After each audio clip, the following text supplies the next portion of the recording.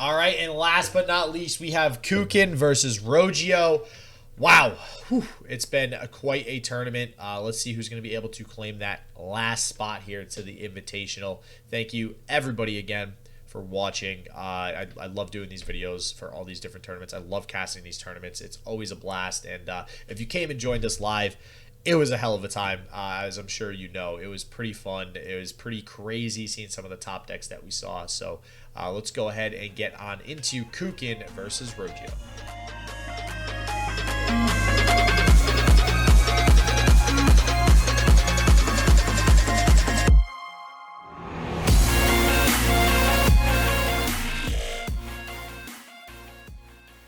We've seen like all sorts of spooky karma, or not spooky karma, fortunately, actually, zombie ash, I should say. We've seen all these different decks pop up at some point during not just this tournament, but during Top Cut, which to me shows that we're in a great competitive environment right now. But it looks like we are getting into game one, Koukin versus Rogio. Let's go over there.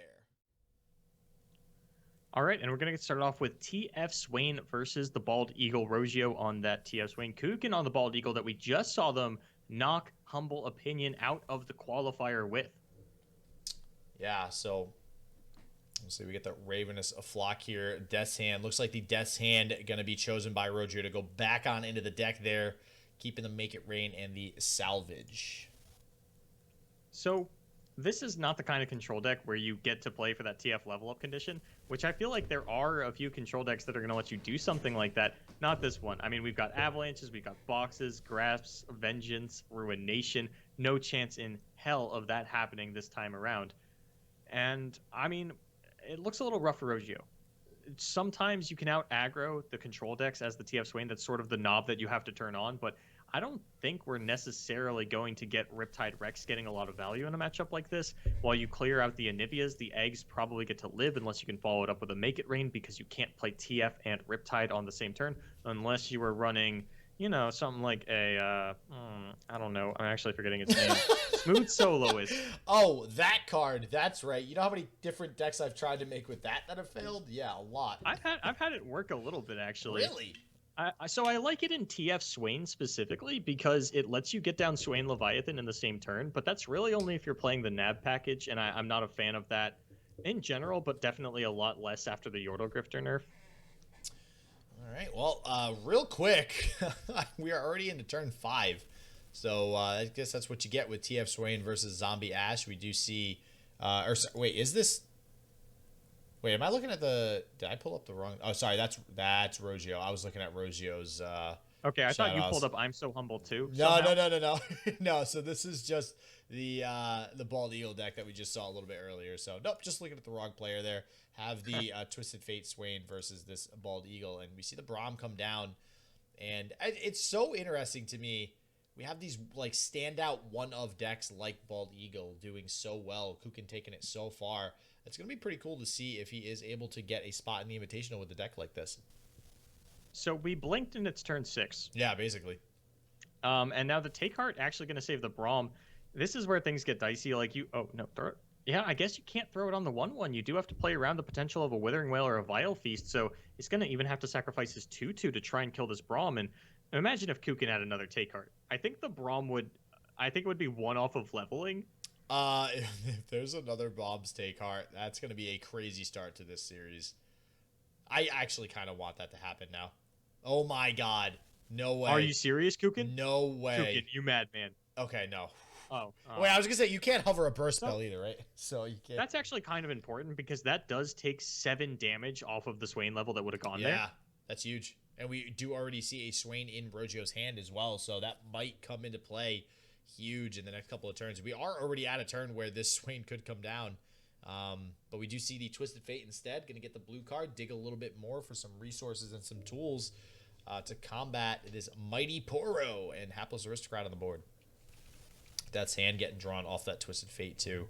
So I imagine we just pass back over here. And yep, it looks like the attack token will go ahead and go on over to Rogio.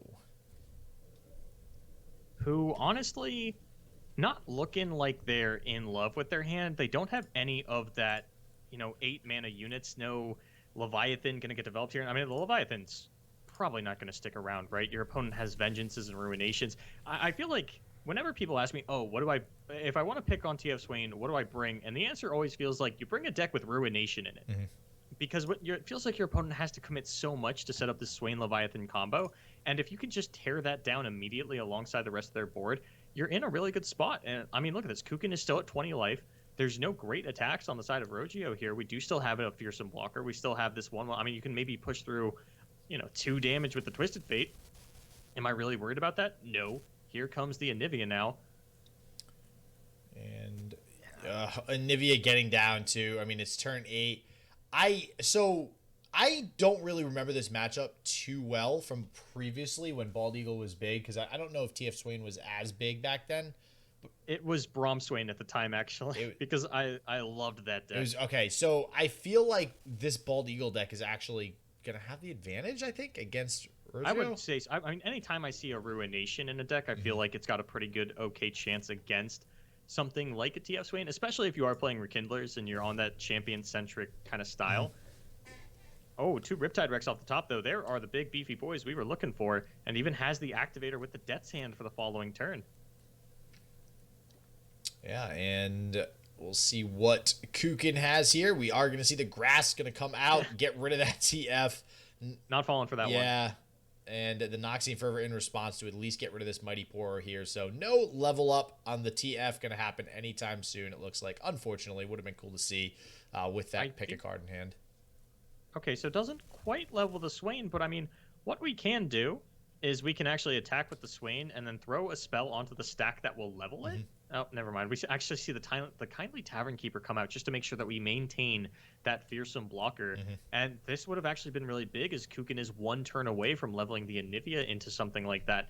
But this is just going to stalwart everything. And this is what I was talking about. I don't think Riptide gets a whole lot of value here. And if you even want to get it off, you have to high roll to make it rain.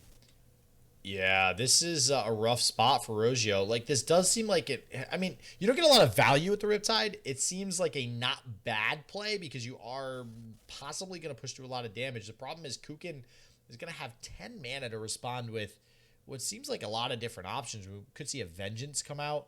A lot of different options there. We could also see, most importantly, a Ruination, which would absolutely destroy Rogio's field if he went for a Riptide Rex here. Looks like we're going to go for, is that a red card? That should level the Swain. And does put the Kindly Tavern Keeper in range to die to this Death's Hand. So no fearsome blockers potentially left on the side of our opponent, but he does still have quite a lot of mana to play with. And if we weren't going to go for the Riptide turn, it was kind of a question of how much mana can Rogio commit before Koukin wants to fire off a board wipe? Yeah, so it does go with the TF. I do like that. Again, Riptide just plays too heavily into the Ruination. Koukin, though, that means we'll almost certainly have this Anivia just have free roam of the board coming up here, being able to get Enlightened and attack and start just wreaking havoc on Rogio's board. Yeah, Anivia just clears everything except for the Swain next turn, and even that it'll put down to 2 if we do see the attack out of Rogio here. But, I mean, if you commit anything else, if you try to go for this Arachnoid Sentry onto the Kindly Tavern Keeper to push through the Swain, you have to assume that your opponent, a control player on 9 mana, is going to have an answer to it. We talk a lot about these control decks and what you can and cannot play around. Is Rogio in a position where he can reasonably play around all of these cards and still find a win? I feel like the answer is no. He's got to take some risks. It's not going to look pretty. It's probably not going to work out for him, but he was not favored in this game to begin with. Yeah, and I like that point that you made too, right? I think that Ruination we've talked a lot about, with it being like this 9 mana card that you have to play around. You need to be aware of it. And I think that the Bald Eagle deck, or really any sort of Anivia deck that we've seen in the past, makes a great use of this card as we see it come out here from Koukin, because of things like Anivia being able to revive itself into an egg because of Hapless Aristocrat. You don't really lose a lot, and there's like perceived value in your opponent playing units because, you know, you see units on Koukin's field, but those units are just going to duplicate themselves like Hapless Aristocrat, and we see the value right there with the Ruination coming out by Koukin. But Koukin needs a bit of a board to actually develop threats. I don't think a Ruination or a Harrowing here would be lethal. That's something we'll have to keep in mind as more Anivias enter the death pool, but not necessarily right this second. And Rogio has found the redevelopment of a Leviathan can get that down. And even if you don't get the Swain down alongside it, you do still get to chip your opponent for 3 damage every turn. And when your opponent is playing a reactive deck like Control, if they don't deal with the Leviathan the turn it comes down, they want to play that pass back and forth game with you, build up their card advantage. Can't do that when I've got a Leviathan on field, baby. Yeah, Leviathan is definitely going to be difficult. And yep, there it is. There's the tools we're talking about. Straight away. Just ripping that Vengeance straight onto the Leviathan, and that's going to pose a problem for Rogio. We do have Riptide Rex, but man, if this Braum ever gets leveled too, I got to say, Riptide Rex is going to feel really bad if that ever... I never thought I'd see this, but it's this Swain will actually, if it hits Koukin, will provide a fearsome blocker because the Poro will pop out of it. Yeah. Well, the first attack will at least get through. But the first attack will, but it'll get a on the following turn. But it looks like we have plenty of fearsome blockers anyway. He's going to finally get a Rekindler onto the board on the side of Koukin. And yeah, I mean, so honestly, a little bit surprising. So like I said, I haven't really seen this matchup too much because I wasn't really casting as much back then when Bald Eagle was super popular. But seeing this matchup now, actually kind of surprised more people did not bring Bald Eagle to this tournament because it seems like it does have an incredible matchup into TF Swain. And obviously, as we've seen for weeks now, and thanks to Biolog's numbers, TF Swain's still the most popular deck by far and away. We've seen it proven. I do have to agree with chat, though. It definitely feels like the deck is kind of on its way out. And maybe that's because we're just tired of seeing it as casters. But, I mean, we've seen it struggle a lot more than it previously has. I mean, what have we seen? One game today where a TF and a Swain and a Leviathan were actually developed alongside each other? That used to be commonplace. That used to feel so easy. Now that we're back into a heavy Shadow Isle control format, or even just Endure Spiders, it feels like Swain really loses to just about every Shadow Isle deck that we're seeing. Yeah, Shadow Isles and Freljord, we've talked about this before. Such a strong... Actually, when we were talking about Shadow Isles Freljord earlier, did you include Bald Eagle in that list of decks you rattled off? I did not. I could only think of 4. I knew there was a fifth one. I think it was Anivia Harrowing. There is the fifth. But I also kind of consider TLC and War Mothers to be the same deck. Yeah. Yep. Only kind of, though. I mean, there are some important differences, but like 34 of the cards are the same. And there we go. Starting to get these Anivia attacks through. We're going to poke through that damage. And even getting the damage off onto the Braum, we might just see the... I was going to say Make It Rain, but Twisted Fate red card also gets the job done to get rid of that Braum. But that's the least of your concerns. That really is the least of your concerns right now. It doesn't really feel great to have to do this. Just get rid of a Braum when you still are staring down an Anivia, as well as plenty of fearsome blockers for your Swain. Yeah, it looks like we're going to have this into, I would assume, a double guillotine on, just to try and clear out as many units as possible. Mm-hmm. Or you could go for, you could guillotine, Make It Rain to clear out the egg. And that is something that actually came up a little bit earlier in this game. Anivia did get nerfed down to 1 HP on the egg, and I think that happened the same patch that Braum lost his attack point. Yeah. If I remember correctly, it was one of those things where... so it can block. Yeah, like patch 1.4 had a lot of buffs, and then patch 1.6 had a lot of nerfs, and it was one of the first times that we saw a lot of nerfs aimed at the same decks. Mm-hmm. I believe Darrowing Harius received like 3 nerfs. Bald Eagle received a couple nerfs on its own. A little surprised that Harrowing has actually been fine at 9 mana, if I'm being totally honest. I wonder if chat picks up whenever you say stuff like that. Like what, Darrowing? Yeah, like you just say it so nonchalantly and it just rolls off the tongue. And I feel like nobody ever calls you out on that stuff in chat. So I wonder if they just accept it now. I'm well spoken. Yeah. So I do think we see double guillotine here to keep the mana open for the Make It Rain, like you mentioned. No, the Glimpse Beyond cancels the guillotine. You don't get the fleeting copies. Oh my god, that feels bad. Oh yeah, double Anivia. You might as well just pick this one up. That's game. Trying to okay, so no. Don't do it. Check it out. Are you ready for this? Let's hear this one. Can't wait. Okay, so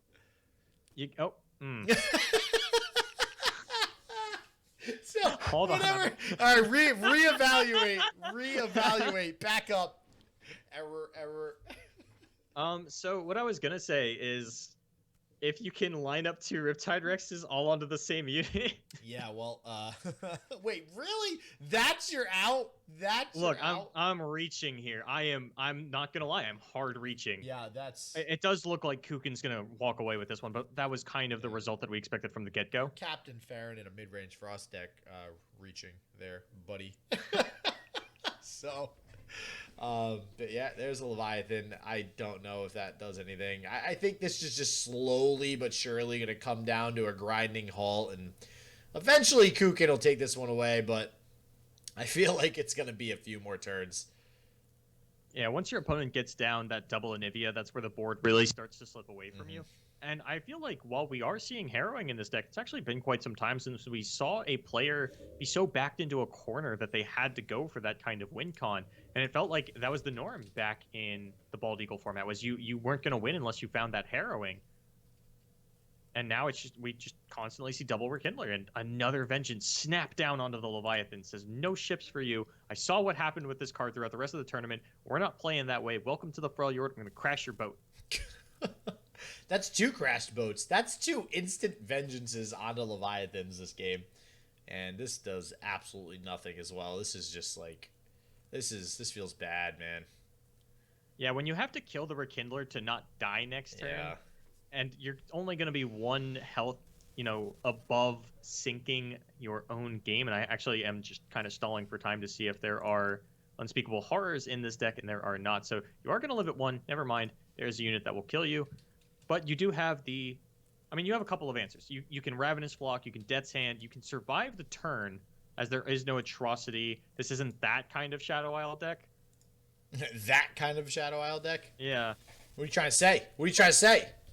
I'm trying to say there are atrocity decks and there are harrowing decks, and this is a harrowing deck. So, Ravenous Flock, sure, gonna kill. I come across this, I feel, every time I play against an Anivia deck, and that is, it seems like a good idea to try to remove the Anivias and the eggs. You're just like, you know what, eventually they'll run out, and I'll just be fine.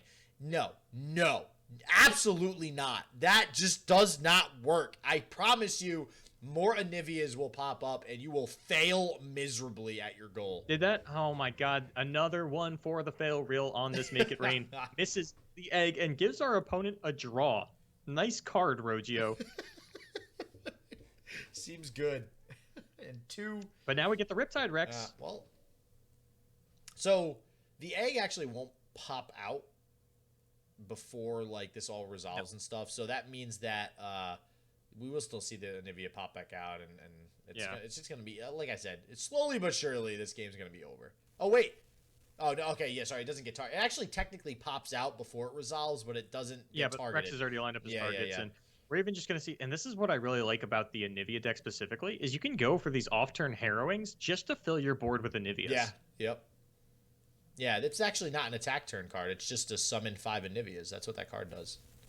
And well, it would be if not for the Rekindlers, but I mean, 4 is enough, and once you get to 4, as soon as a harrowing resolves, unless your opponent can find a Cosmic Rays, which I think is one of the reasons that we haven't seen too much Bald Eagle pop back up into the format. I mean, we talk a lot about Comet can just get canceled out by a Glimpse Beyond, similar to how Deep versus Bald Eagle was a popular matchup back when that was meta relevant. But Cosmic Rays wiping the board of all of them is pretty big. Yeah, but I feel like every deck has that card, right? Like, there's always going to be that card that each deck kind of doesn't want to see because it just kind of instant defeats the deck. Just like aggro, you have something like Star Shaping ×2, like an aggro is just like, never mind, I scoop. So I with this Anivia, it's the same deal, and I think although we're seeing a lot of Aurelian Soul, there's a lot of other decks that this deck just seems to do so well against, like TF Swain, which was the most popular one played still, and Koukin gonna go ahead and take it with Bald Eagle in game 1 there.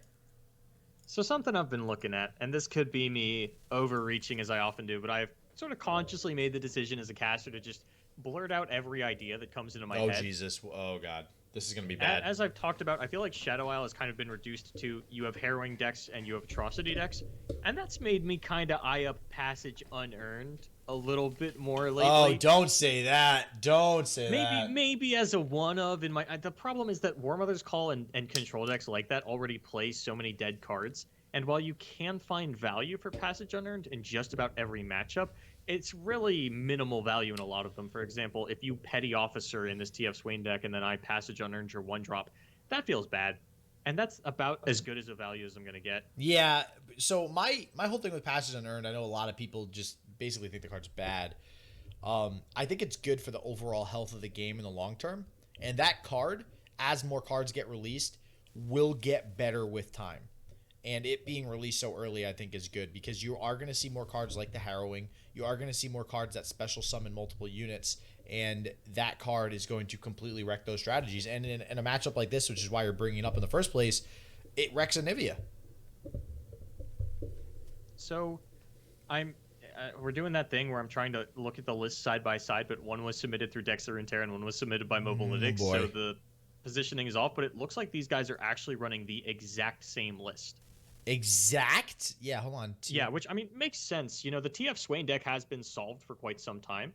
I think it's off by a House Spider.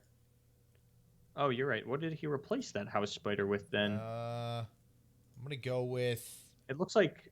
he's only playing 2 Noxian Fervor. Yeah, so So, on the side of Rogio, there's 3 Noxian Fervor, 2 House Spider, and on the side of Koukin, there's 3 House Spider, 2 Noxian Fervor, which I don't know if I agree with that. I'm not crazy about House Spider, but it does help in the aggro matchup. So I feel like House Spider is just my food for my Noxian Fervor. Yeah. So the fact that I'm cutting House Spiders or cutting Fervors for House Spiders does feel a little weird to me. But yeah, Fervor is a card we've talked a lot about. It's very expensive, resource-wise, not necessarily mana-wise. You don't play a lot of units that survive it, and that's one of the things that I really liked about Braum Swain was just throwing Noxian Fervors onto my own Braum kind of did double duty. Wow. All right. So the red card here, too, gonna not only clear out everything. Yeah, not only clear out most of everything, but all of everything because of the keg, but also do a lot towards that Swain level up super early on here. All right, well, this only gets rid of the Petty Officer, so Twisted Fate still going to be around for a little bit. We'll see if we get any sort of Twisted Fate level up shenanigans in this match. I doubt it, seeing a Death's Hand in Rogio's hand. I imagine Cuckoo. Cuckoo. I literally... Wow. Oh, my God. What time is it? 10 p.m.? I literally just called him Cuckoo. Oh, man. It's been a long day. Take that over, Daddy. And Daddy thick. So we have Death's Hand, like I thought, going to come out from Koukin as well. So we might just see it traded back here from Rogio. Yeah, we could see a Death's Hand out of him. I think he's going to play the Zap Spray Fin first. I think we had mentioned I've run into so many scenarios where I'm staring at my 4 mana and my 3 spell mana and a Salvage and a Zap Spray Fin in my hand, trying to puzzle out how I get this to play out the way I want it to. And I swear, every time it hits my turn 4 when I'm playing TF Swain, I'm just staring at these 2 cards like, I can do this. I can do this. Oh, man. But we are now in a mirror match for the tournament life. Rogio, if he loses here, is going to go home. And, you know, Koukin is 1 game away from going on to this qualifier and does seem to have the upper hand in this straight-up mirror match. Rogio is up a card, though he doesn't have the life advantage. Now we're going to see a Swain. Is there a responsive Swain from Koukin? No, but a fearsome blocker is pretty close in that Cutthroat.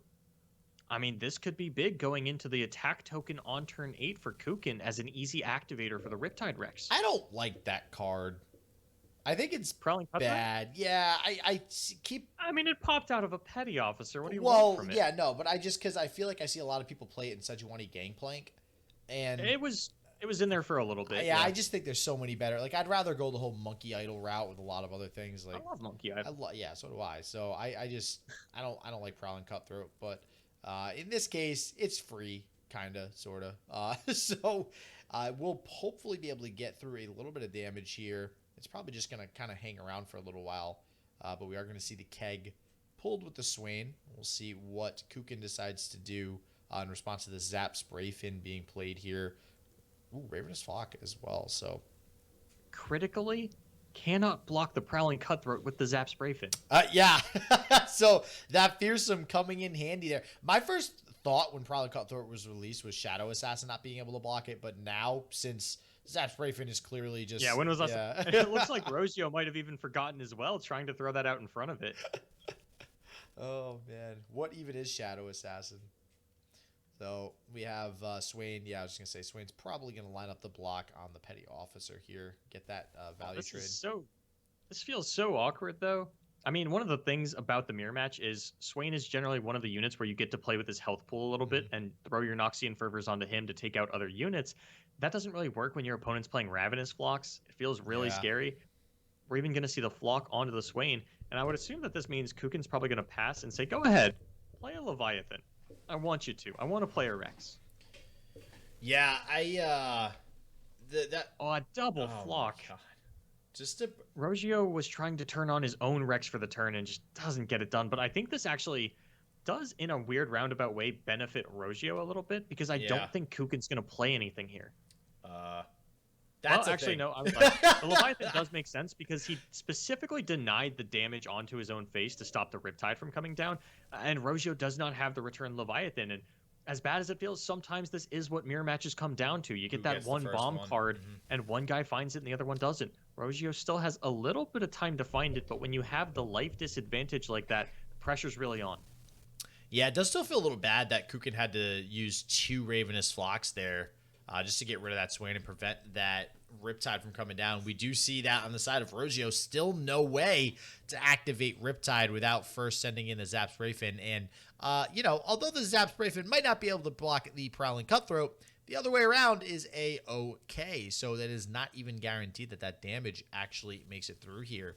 So it's interesting to see what Rogio will decide to do next. Not really a whole lot of proactive things that he can do. No, I do think this is actually just going to be Rogio losing here and falling out of the tournament. Even if you do go for a salvage and you find a Leviathan, Kukin gets to develop the Swain on top or throw down a Riptide Rex, as he does have that active thanks to the Leviathan. And I feel like that's one of the synergies that really clicked about this deck because Riptide Rex were not in the earlier iterations. We had sort of played this deck initially, then we move over to a Nab version, then we take the Nab out, but we decide, you know what, we'll actually keep the Riptide Rex because the Leviathan setup for that on the turn feels so good. Wow, so you're already going to call it here. Well, okay, yep, now I'll call it too. I mean, so if what would Rogio realistically do this turn? Noxie I mean, you and can't play Guillotine. your Riptide Rex. Noxie and Guillotine. Okay, I actually Noxie and didn't Guillotine. even notice that was in his hand. I was going to say it's over with the 2 Leviathan, but this is huge No. for a comeback. Oh my god. It is going to be Kukin's attack turn, and I mean, I thought we were going to throw down the Swain because I don't know, man. I thought that the Swain Leviathan open attack is how we were going to take this one, but gets a little bit flashy and throws down the 2 boats.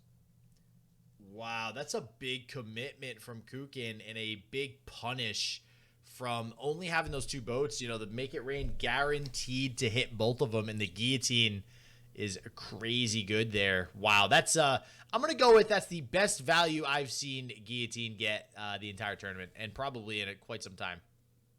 Yeah, that sounds about right. But I mean, Rogio's not out of the woods. If there is something coming out of Koukin to stun this Swain, I mean, we do have, luckily, the Arachnoid Sentry backup. But I do want to touch on the fact that I believe that is the second Leviathan that Rogio has tossed with those salvages. Oh, yeah, that feels bad. Twisted Fate gonna come down, and actually, yeah, this will stun the not the Leviathan, the Swain, and remove the Zap Sprayfin. So this might force out the Arachnoid Sentry on the side of Rogio in response, just to make sure that this Swain doesn't get a Nexus Strike in. And, oh, you could play this super greedy. If Rogio wants to, if he's playing just disrespectfully, you could stun the Twisted Fate and dare the Swain to come at you. Oh, okay, I see what you're getting at. I'm picking up what you're putting down, but it looks like we got the Death's Hand instead. Looks like a Flock gonna be the or a Noxian Fervor rather gonna be the answer. Yeah, really just not allowing this Swain to level up or just do anything. Always denying it, and nope. All right, gonna let the Death's Hand through. We are gonna see the red card hit, but still has the follow-up with the Arachnoid Sentry. If Rogio wants to go ahead and go that route, it'll prevent basically what's almost lethal on the side of Koukin, as it would be 7 damage coming through. And yep, there's the stun. So it'll be interesting to see. I still feel like Koukin kind of has control of this game, but losing it slowly but surely, I think. Depends on what that Riptide do. Yeah. Yeah, 2 Riptide on the side of Rogio. That is the second one of these bad boys goes off. This is a totally different game. And it'd take a couple of spells for Koukin to string together a way to kill this Leviathan and or the Swain and Arachnoid Sentry, and it looks like we we do have actually them. have both the spells available. We knew we had the Ravenous I mean- Flock, and there's, wow, 2 Ravenous Flock. Okay. Yeah, but now we get a flock down onto Koukin's Swain. We're kind of at net neutral here, and while Rogio is pretty far away from getting his Riptide Rex down, it's not like Koukin's really setting one up either. Yeah, and I think as Koukin, I don't think you can play around the flock there. You just kind of, you got to go with that and hope you can get this Swain attack through. And yeah, I think this is where Rogio starts to come back here. What could Koukin have? Is it Noxian Fervor?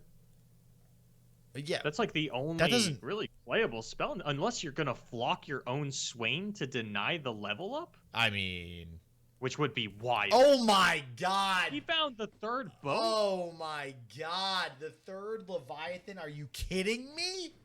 And now I feel like you, and this is going to sound wild, I think you have to play Riptide Rex. Yeah. Yeah, just to not die. Because an open attack, you're one off, and then you just pass, and the boat kills you.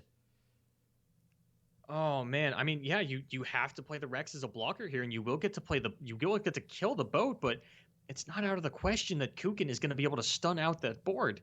But depending on the way that he does it, if we see something out of Rogio here, Petty Officer is not it. I was hoping for an activator for the Riptide.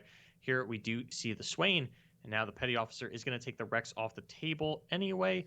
Going to get a Flower Child. Not quite what we were hoping for, but this doesn't feel fair, man. Koukin saw all 3 Leviathan, and we tossed a couple. There's even, what is that, the second and third Twisted Fate? Yeah, Koukin just drawing all the good cards here. You know, sometimes one player is just better at drawing cards than the other, and this is a perfect example on the side of Koukin. Not only that, Rogio couldn't even keep the cards in his deck. As you said, he tossed 2 of the Leviathan with Salvage. That is bad luck. And that's going to be the ball game. Without that Riptide Rex, you don't have a strong enough blocker for the Leviathan to survive the overwhelm damage into the start around ability. And it looks like Rogio is going to accept that and put out the surrender. And Koukin will be your last possible qualified player for the Ascent of Targon Invitational. All right, Koukin taking it home. Going to get that last spot. So congratulations to Koukin. We have all 6 qualified players for the Invitational, and God, I am excited to be there to bring you guys the casting footage for the Invitational as well coming up this weekend. So it's going to be a blast.